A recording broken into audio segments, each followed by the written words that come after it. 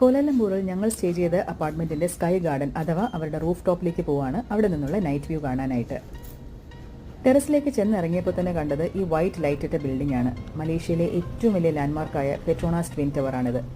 തൊട്ടടുത്ത് തന്നെ KL ടവറും അതിനോടടുത്ത് തന്നെ തലയോരത്ത് നിൽക്കുന്ന മെർഡേക്ക ടവറും ഉണ്ടായിരുന്നു. 118 ഫ്ലോർസ് ഉള്ള മെർഡേക്ക ടവറാണ് world's second tallest building after Burj Khalifa. മലേഷ്യയിൽ എത്തുന്ന ഓരോ ടൂറിസ്റ്റും ഉറ്റുനോക്കുന്ന ഒരു കാഴ്ചയാണ് പെട്രോണാസ് ട്വിൻ ടവറിൻ്റേത്. വേൾഡ്സ് ടോളസ്റ്റ് ട്വിൻ ടവറായിട്ട് പെട്രോണാസ് ഇപ്പോഴും തിളങ്ങി നിൽക്കുകയാണ്. അതിലെ ഒരു ടവറിൻ്റെ കാഴ്ചയാണ് ആ പോയിന്റിൽ നിന്ന് വിസിബിൾ ആയിട്ടുള്ളത്. പിന്നെയുള്ളത് ഈ പിങ്ക് ലൈറ്റുള്ള KL ടവറാണ്. അതാണ് വേൾഡ്സ് 7th ടോളസ്റ്റ് ടവർ. ഈ 3 വമ്പന്മാരെയും ഒറ്റ കാഴ്ചയിൽ തന്നെ കണ്ടപ്പോൾ എനിക്ക് തോന്നിയ ആഹ്ലാദവും വിസ്മയവും ഞാൻ പ്രത്യേകിച്ച് പറഞ്ഞറിയിക്കണ്ടല്ലോ അല്ലേ.